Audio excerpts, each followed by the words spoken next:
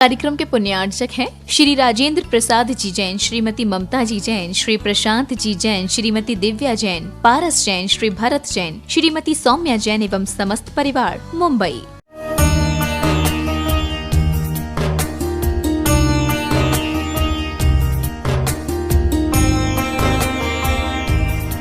मंगलम भगवान वीरो मंगलम गौतमो गणे मंगलम कुंद कुंदादो जैन धर्मोस्तु मंगलम सर्वमंगल मांगल्यम सर्वकल्याणकारकम प्रधानम सर्वधर्माणां जैनम जयतु शासन। अहिंसा परमो धर्म की जय। महावीर भगवान की जय। प्रातः स्मरणे परम पूज्याचार्य गुरुवर श्री विद्यासागर जी मुनि महाराज की जय। अध्यात्म विद्या श्रमण आचार्य भगवान श्री समय सागर जी महामुनि राज की जय जय जय। नमोस्तु भगवान नमोस्तु। आचार्य महाराज ने एक बार संघ के लिए परमात्म प्रकाश का स्वाध्याय करा रहे थे। सन 84 की बात हो सकती है। जबलपुर में उसका परमात्म प्रकाश का स्वाध्याय, हालांकि उस समय ग्रीष्मावकाश में प्रातः और मध्याह्न में धवला का वाचन चलता था और उस धवला के वाचन के पश्चात परमात्म प्रकाश संघ के लिए उन्होंने लगाया। हमें लगता है थोड़ा सा भी हम कार्य करते हैं तो उसमें प्रतिकूलता का अनुभव करते हैं, जबकि उन्होंने कितना श्रम किया है, अकेले हो करके इतना विशाल संघ का निर्माण किया है और स्वयं अपना भी कल्याण करके वो निकल गए हैं। प्रतिकूलताएं अनुकूलताएं ये तो लगी हुई हैं। अंतर अंतर मूर्त में कर्मों का उतार चढ़ाव देखने में आता है, क्योंकि पूर्व में बंधा हुआ जो कर्म है वो अपने आप क्षय को प्राप्त नहीं होता, अपने आप निर्जरा नहीं होती, किंतु निर्जरा करने के लिए कुछ साधन हैं जिन साधनों के माध्यम से निर्जरा होती है। जैसे तपसा निर्जरा च ऐसा कहा, तप के माध्यम से निर्जरा होती है।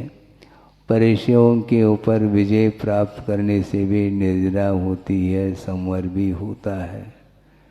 ये सारा का सारा विषय आगम के माध्यम से आस्था का विषय बन जाता है। जिसके अंदर आस्था है, श्रद्धान है, रुचि है, तो उसके माध्यम से ही वह चारित्र के क्षेत्र में भी कदम बढ़ाता है। तो मुझे विस्मय होता है, ग्रीष्म ऋतु में इतना भयानक गर्मी पड़ रही है मड़िया जी में।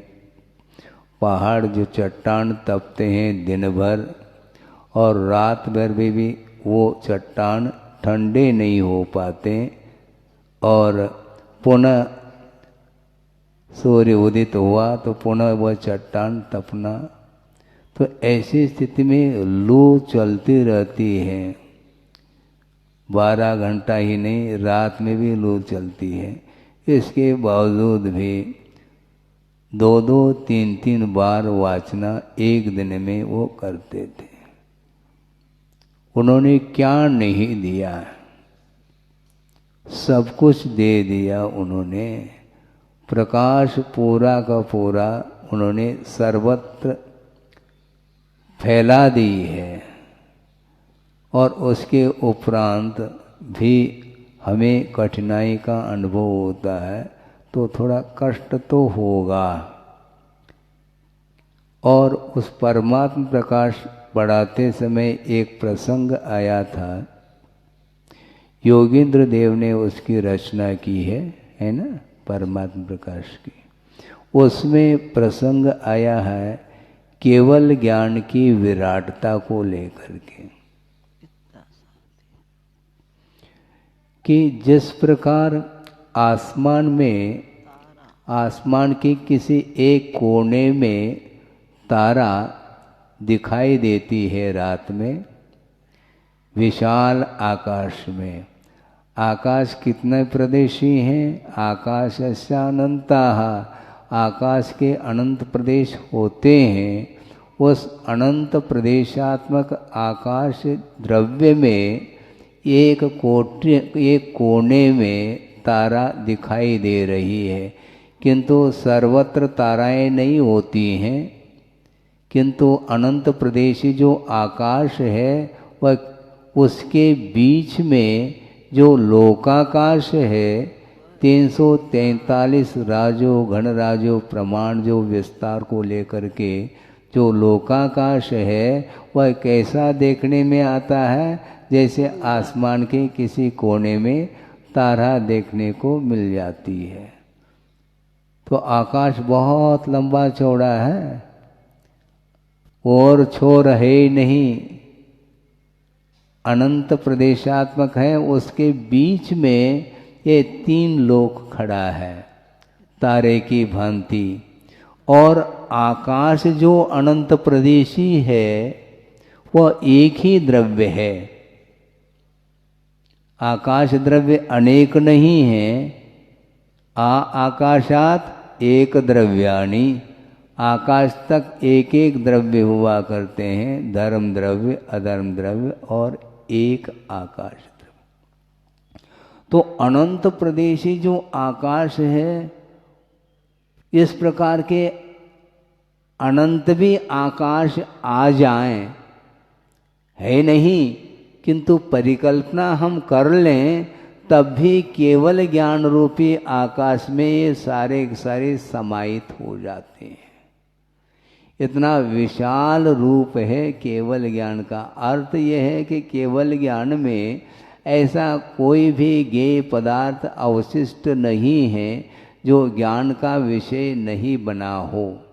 और दूसरी बात ध्यान देने की बात यह है कि केवल ज्ञान उत्पन्न होने के प्रथम समय में, केवल ज्ञान उत्पन्न होने के प्रथम समय में सारा विश्व उनके केवल ज्ञान में आया है।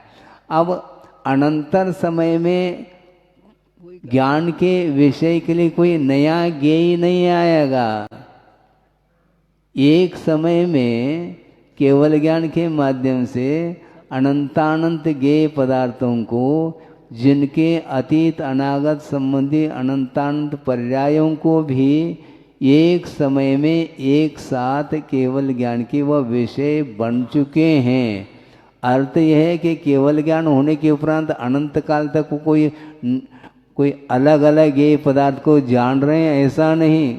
सब रिपीटेशन, पुनरावृत्ति। जिसको जाना है या जो वस्तु जानने में आई है और पुनः पुनः वही वस्तु जानने में आएगी, क्योंकि द्रव्य अनंतानंत हैं। वैसे भेद के अपेक्षित तो 6 ही द्रव्य हैं, किंतु एक एक द्रव्य तो 3 गिनाए हैं।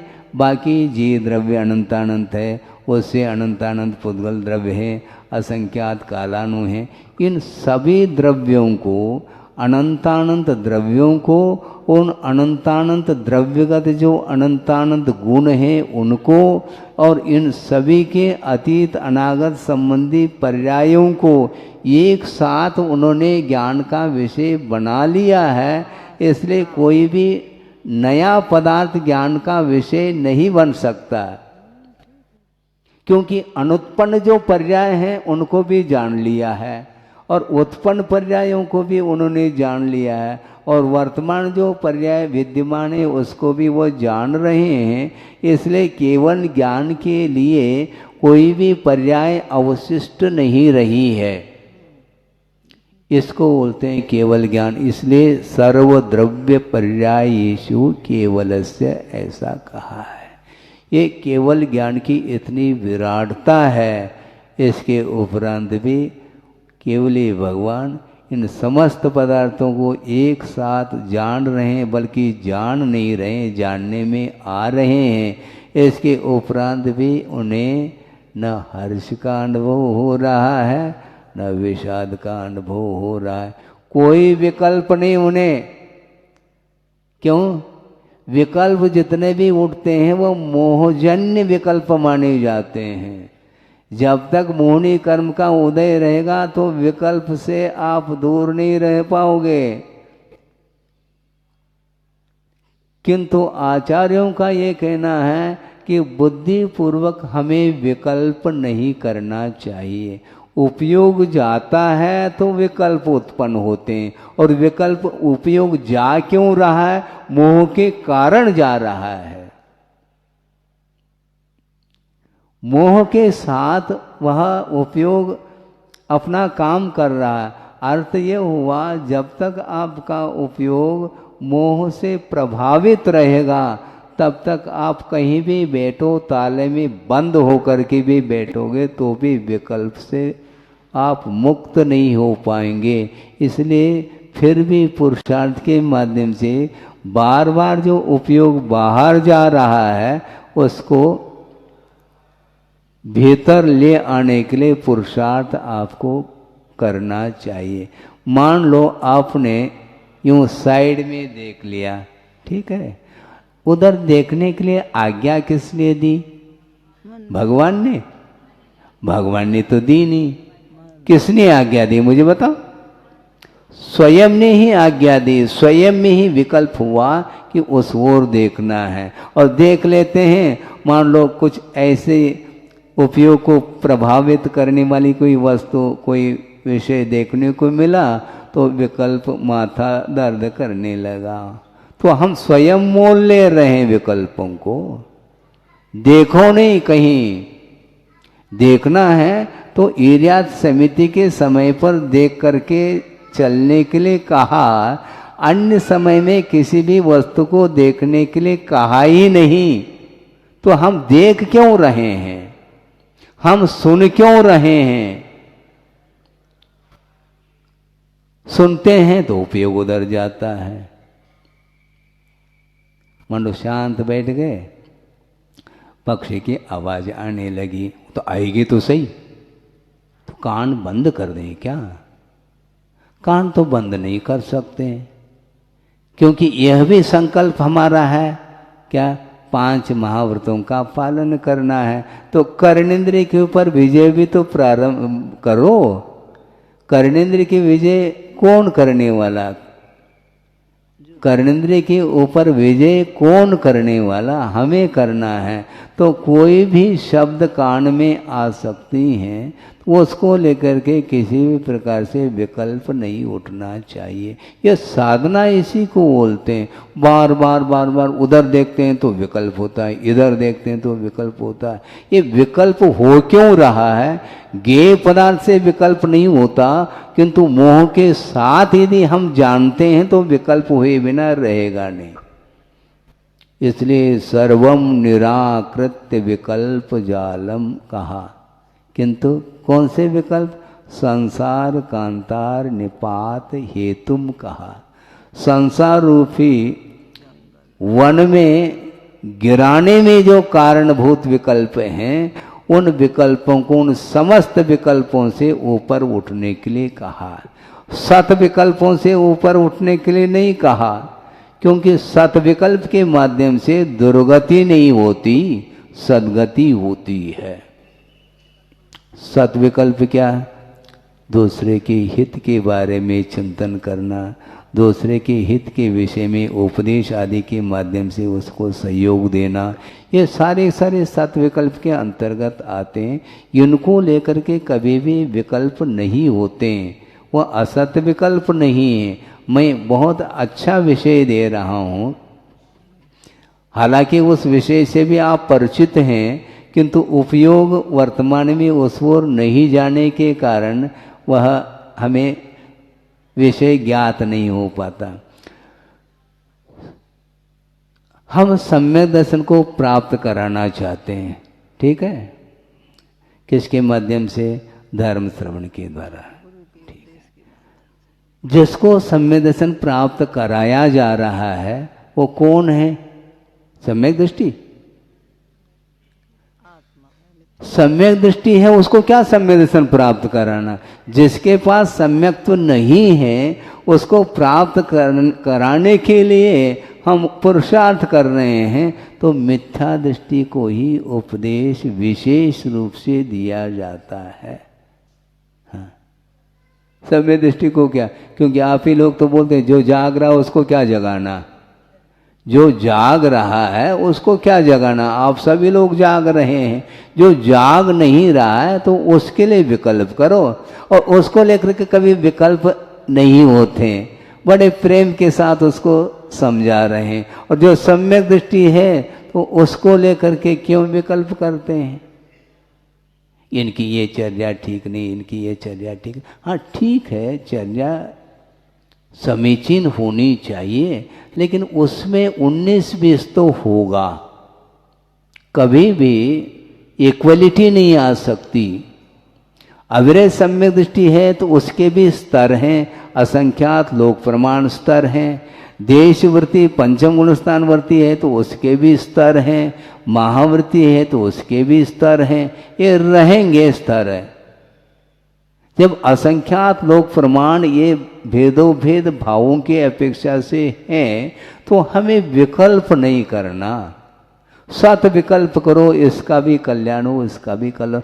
क्योंकि मैं उस विषय को रखना चाहता हूँ, जब मेरा ही कल्याण अभी तक नहीं हुआ तो दूसरे को लेकर के चिड़चिड़ी क्यों है? दूसरे को लेकर के चिड़चिड़ाहट क्यों है? हमारा भी तो नहीं हुआ। हमारे पास यह था क्या चरित्र है क्या? बोलो, नहीं है ना, तो फिर क्या? यथा क्या चरित्र के जो धारी हैं वो क्या सोचते होंगे हम लोगों को देख करके? वो कभी हम लोगों को विषय ही नहीं बनाते। बनाएंगे तो वो विकल्प में आ जाएंगे, वो सत विकल्प में आ जाएंगे तो कम से कम उनका गुणस्थान नीचे आ जाएगा, छठा सातवां झूलने लग जाएंगे और शुक्ल ज्ञान से वो नीचे आ जाएंगे, तो केवल ज्ञान प्राप्त नहीं कर पाएंगे। केवल ज्ञान को प्राप्त करने का लक्ष्य था उनका, और मैं किस गुणस्थान में हूँ ये तक उन्हें विकल्प नहीं आता। आ जाए तो निश्चित रूप से गाड़ी रिवर्स होगी। तो वो क्या सोचते हैं? वो सोचते नहीं हैं, क्योंकि संसार में ऐसे जीव रहेंगे। कल भी यही बात कही थी कि नाना जीव की अपेक्षा से कभी भी संसार का अंत होना ही नहीं है। एक का मान लो हमने एक का कल्याण कर दिया, 2 का कल्याण कर लिया, 10 का कल्याण कर लिया, हजारों का कल्याण कर लिया, इसके बाद भी अनंत की संख्या बनी है, हम थक जाएंगे। इसलिए जम सक्कई कहा है, इसको भूलना नहीं चाहिए। यदि आप तनाव से मुक्त होना चाहते हैं तो जम सक्कई, जितना हम शक्य है उतना हम कर सकते हैं, बाकी हमारा वह विषय नहीं है, इतना ही हम कर सकते हैं। इसी को शक्य का अनुष्ठान बोला है। इसलिए दूसरे की प्रवृत्ति को देकर के झुंझलाहट आदि की जो आ जाता वह नहीं आना चाहिए, क्योंकि हमसे भी तो कई गुणे आगे पहुंचे हुए साधक हैं। वो क्या सोचते होंगे हमारे बारे में? देखो अभी भी वही घूम रहा है, ये जहां था अभी भी वहीं पर है, जिस कक्षा में था उसी कक्षा में अभी घूम रहा है। लेकिन वो जानते हैं कि ये इसी प्रकार होगा, शक्ति के अनुरूप ही योग्यता के अनुरूप विकास होता है। इसे जितनी योग्यता है उतना आप करिए, बाकी जो समय समय पर विकास और होगा। हम कभी भी तनाव लेंगे, आकुलता करेंगे तो हमारा विकास हो जाएगा, ये धारणा निकाल दीजिए आप, नहीं होगा। सहज गति से चलना है हमें, कोई उसमें तनाव नहीं है। स्वयं का भी कल्याण करना, गुरुदेव ने एक बार ये भी कहा था, पुरुषार्थ की भी आखिर कोई सीमा होती है। क्या सुन रहे हैं? सुन रहे हैं? कोई पुरुषार्थ की भी एक सीमा होती है। उस सीमा तक ही हम अपना भी पुरुषार्थ कर सकते हैं, दूसरे के लिए भी सीमा तक ही कर सकते हैं।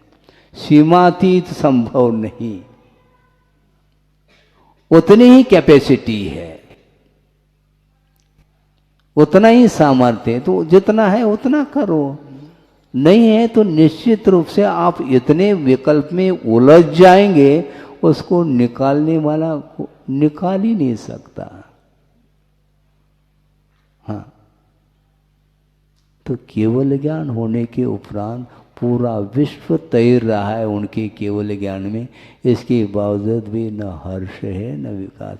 पूरा स्वर्गीय दृश्य देख रहा केवल ज्ञानी, उनके केवल ज्ञान में पूरा स्वर्गीय दृश्य आया है। असंख्यात देव और देवियां जहां पर नृत्य गान कर रही हैं, उसके बाद भी उस ओर उनका उपयोग नहीं। क्यों? निजानंद रसलीन कट कर दिया उन्होंने, उधर नहीं जा। केवल ज्ञान को प्राप्त करने के लिए ये कभी भी विकल्प नहीं करना मन में, मैं केवल ज्ञान प्राप्त कर लूं ताकि हमेशा वह तीन लोक का दृश्य देखता रहूं, राग का दृश्य। गलत बात, उसको केवल ज्ञान होना ही नहीं है, उसको होगा ही नहीं केवल ज्ञान, पक्की बात है। इसलिए निजानंद रसलीन कहा है, तो अपने को इधर उधर क्यों देखना है? इधर उधर उपयोग यदि जा रहा है तो हम ले जा रहे हैं, उसमें दूसरे का कोई भी हाथ नहीं।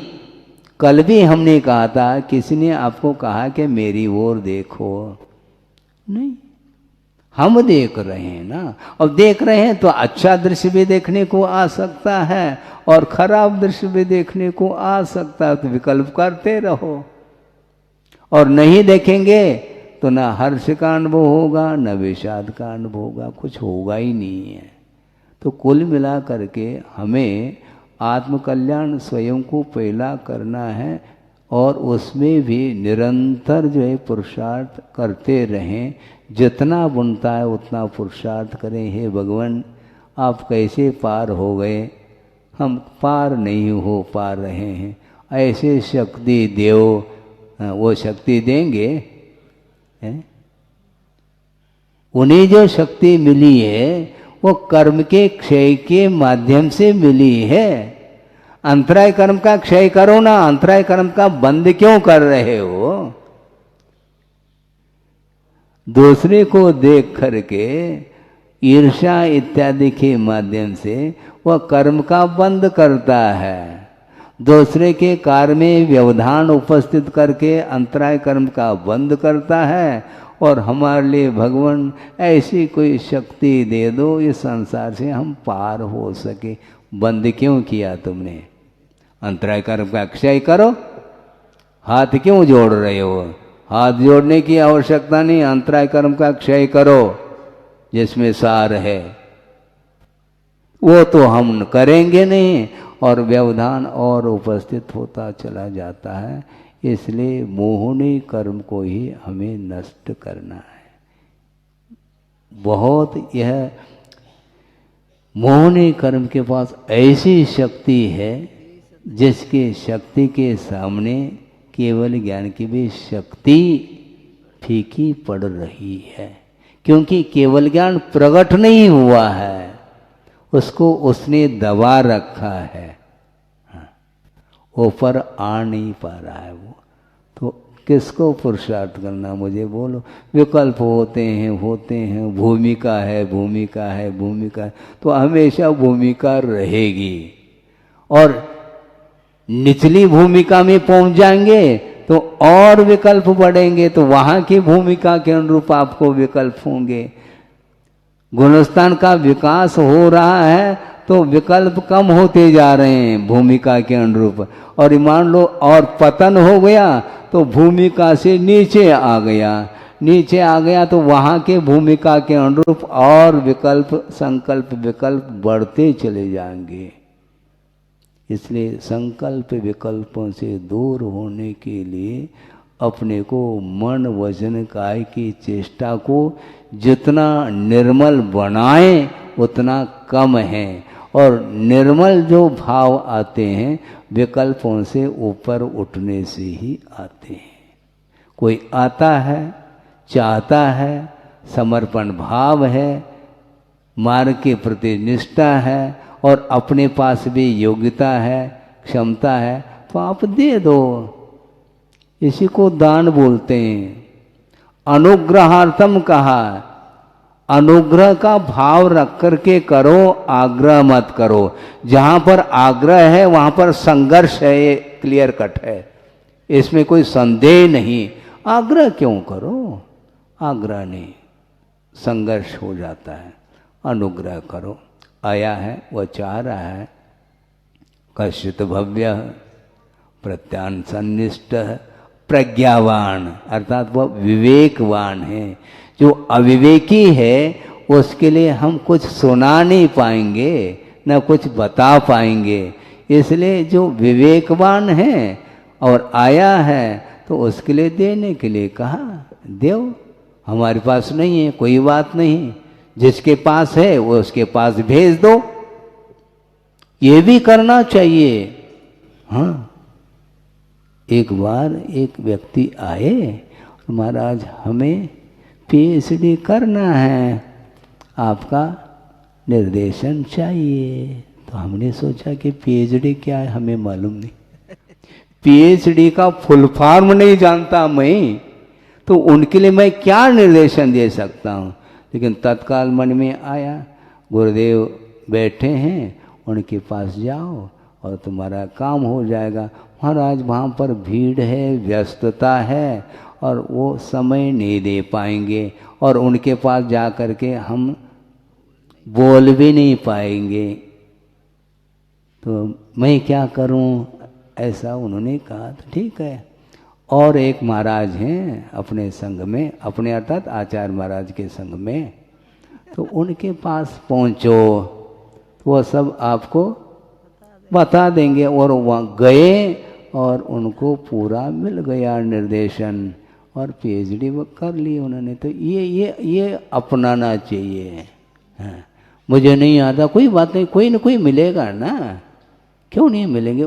इतनी उदारता विशालता होनी चाहिए, ज्ञान के प्रति बहुमान आना चाहिए। मेरे पास ज्ञान नहीं है तो कोई न कोई पुण्यात्मा है जिनके पास ज्ञान है, उनके माध्यम से काम हो, किसी भी निमित्त से कार्य होना चाहिए, ये मन में आना चाहिए।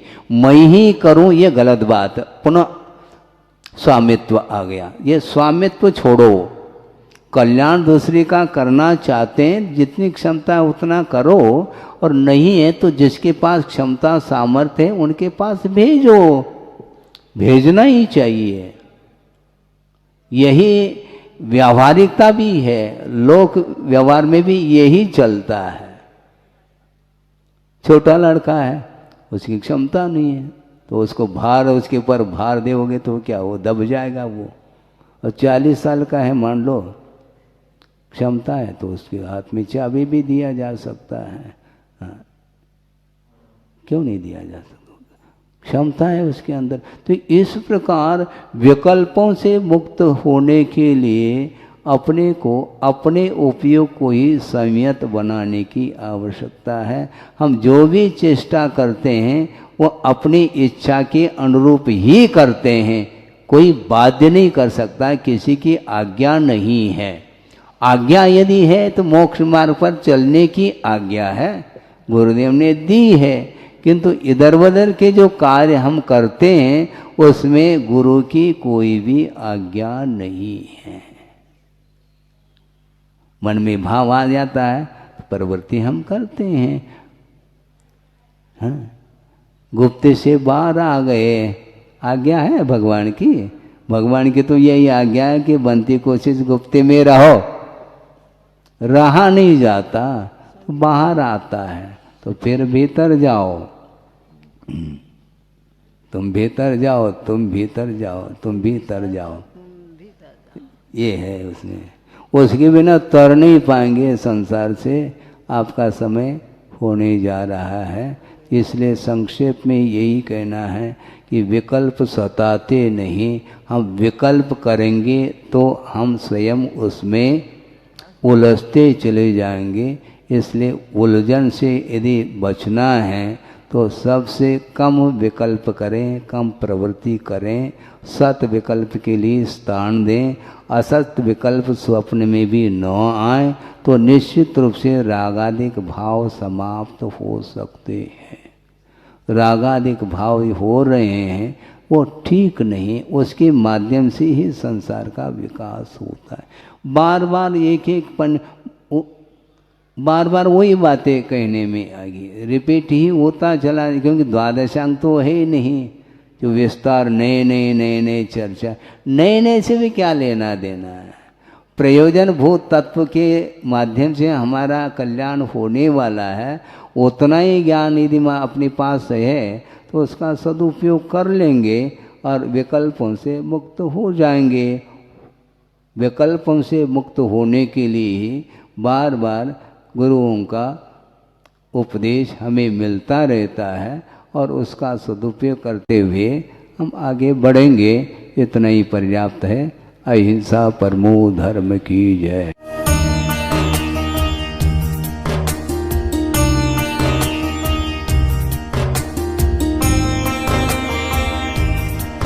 परम पूज्य संत शिरोमणि आचार्य श्री विद्यासागर जी महाराज भारतीय श्रमण संस्कृति के एक ऐसे महान साधक थे जिनके ज्ञान, ध्यान और तप की चर्चा युगों युगों तक सारे विश्व में होती रहेगी। किसी ने उन्हें चलता फिरता तीर्थ कहा तो किसी ने तीर्थंकर, पर सच में तो वे चारित्र, ज्ञान, तप और वात्सल्यता में ऐसे श्रेष्ठ संत थे जिन्होंने भारतीय संस्कृति के संरक्षण और संवर्धन के साथ साथ सदैव सामाजिक समरसता का पक्ष लिया और अपने प्रभाव और प्रताप से जैन ही नहीं बल्कि विभिन्न धर्मों को मानने वाले लाखों करोड़ों लोगों के दिलों में अपना स्थान बना लिया। किंतु आज जब आचार्य भगवान देह रूप में हमारे साथ नहीं हैं, लेकिन उनके जैसे ही कठोर तपश्चर्या एवं प्रबल अनुशासन से पल्लवित संस्कारों की झलक देखने को मिलती है, उनके प्रथम आज्ञानुवर्ती शिष्य परम पूज्य नवाचार्य श्री 108 समय सागर जी महाराज में, जो उनके बताए मार्ग पर चलते हुए आज विश्व में धर्म की महती प्रभावना कर रहे हैं। आइए देखते हैं संत शिरोमणि आचार्य श्री 108 विद्यासागर जी महाराज के जन्म के 12 वर्ष बाद उन्हीं पुण्यवान माता के गर्भ से शरद पूर्णिमा के ही पावन पर्व पर जन्मे परम पूज्य नवाचार्य श्री 108 समय सागर जी महाराज की संयम पूर्ण जीवन यात्रा। आचार विचार हो या व्यवहार, तपश्चरण हो या संस्कार या फिर हो व्यक्तित्व की बात, परम पूज्य नवाचार्य श्री 108 समय सागर जी महाराज प्रत्येक दृष्टि से साक्षात आचार्य भगवान की प्रतिलिपि कहे जा सकते हैं। और हो भी क्यों ना, आखिर जन्म देने वाले माता पिता तो एक ही हैं, और फिर इसे एक विचित्र संयोग कहें या फिर मलप्पा जी और श्रीमती जी के पूर्व भवों का पुण्योदय, जो उन्हें 27 अक्टूबर सन 1958 को शरद पूर्णिमा के ही पावन पर्व पर पुनः एक बालक के माता पिता बनने का सौभाग्य प्राप्त हुआ। 6 भाई बहनों में सबसे छोटे किंतु शांत प्रवृत्ति के इस बालक का नाम शांतिनाथ रखा गया। शांतिनाथ जैन बाल्यावस्था से ही पढ़ने लिखने में तो कुशाग्र थे ही, लेकिन जैसे जैसे समय बीतता गया वैसे वैसे उनकी रुचि धर्म और आध्यात्म में बढ़ने लगी, और इसी अभिरुचि के कारण ही मात्र 17 साल की उम्र में ही शांतिनाथ जा पहुँचे राजस्थान स्थित श्री महावीर जी में विराजमान आचार्य श्री विद्यासागर जी की शरण में, जहां 2 मई 1975 को आचार्य श्री ने शांतिनाथ जी की प्रार्थना स्वीकार कर उन्हें ब्रह्मचर्य व्रत दे दिया। ब्रह्मचर्य व्रत धारण करते ही ब्रह्मचारी शांतिनाथ जी दिन रात गुरु सेवा और धर्म ध्यान में तल्लीन हो गए। संयम व्रत को धारण कर तप और साधना के निर्मल पथ पर चल रहे ब्रह्मचारी शांतिनाथ ने केवल 5 वर्ष की अल्प अवधि में ही वैराग्य पद के विभिन्न सोपानों को पार कर अपनी योग्यता से आचार्य भगवान को प्रभावित कर लिया, जिसका पारितोषिक मिला उन्हें मुनि दीक्षा के रूप में। 8 मार्च 1980 को मध्य प्रदेश के छतरपुर स्थित श्री दिगंबर जैन सिद्ध क्षेत्र द्रोणगिरी में आचार्य श्री विद्यासागर जी महाराज ने उन्हें मुनि दीक्षा प्रदान कर दिगंबर मुद्रा का पूर्ण साधक घोषित कर दिया और नाम दिया मुनि श्री समय सागर जी महाराज। मुनि दीक्षा के उपरांत मुनि श्री समय सागर जी महाराज ने कुछ वर्षों तक आचार्य श्री के संग में रहकर अध्ययन और अध्यापन किया। तत्पश्चात गुरु आज्ञा से पृथक संघ के नायक बनकर देश भर में विहार करते हुए धर्म प्रभावना करने लगे। अपने सानिध्य में कई पंचकल्याणक एवं विधान आदि धार्मिक अनुष्ठान संपन्न कराने के साथ ही उन्होंने अपनी लेखनी से कन्नड़, हिंदी, संस्कृत और मराठी भाषाओं में कई शास्त्रों की रचनाएं भी की। सन 2018 में ललितपुर में हुए पंचकल्याणक के दौरान आचार्य कुंद के नियमसार में वर्णित निर्यापक श्रवण की व्यवस्था का उल्लेख करते हुए आचार्य विद्यासागर जी महाराज ने मुनि श्री समय सागर जी महाराज को निर्यापक पद की उपाधि प्रदान कर संघ में नव दीक्षित मुनिराजों के निर्वाह का उत्तरदायित्व सौंप दिया। आचार्य कुंद देव ने यह बात बहुत स्पष्ट लिखी है, वह बात आप लोगों को समझ में आना चाहिए। जो दीक्षित करते हैं वे आचार्य कहलाते हैं और इसके उपरांत जो नव में नए दीक्षित होते हैं उनके निर्वाह करने के लिए निर्यापक, हाँ आचार्य तो नहीं लिखा लेकिन निर्यापक श्रमण का वह रूप दिया है उन्होंने। ये निर्यापक का अर्थ यह है जैसे आचार्य महाराज कहते हैं उसके अनुसार जिनको ये दिया जाता है। ये लोग बहुत विलम्ब कर रहे थे तो हमें भी ज़्यादा आग्रह करना अच्छा नहीं समझ में आया कि समय पर सब हो जाएगा। वह ललितपुर में योग था और आज आप लोगों के सामने हुआ है कि ये जितने भी नए श्रमण बने हैं ये इनके लिए प्रशिक्षण देने का श्रेय जाता है समय सागर निर्यापक को। कौन चाहता है जिम्मेदारी लेना, लेकिन वे लेना तो पड़ेगा। तो समय सागर जी को बहुत आग्रह करना पड़ा। 40 साल होने के उपरांत हाउ कहा है।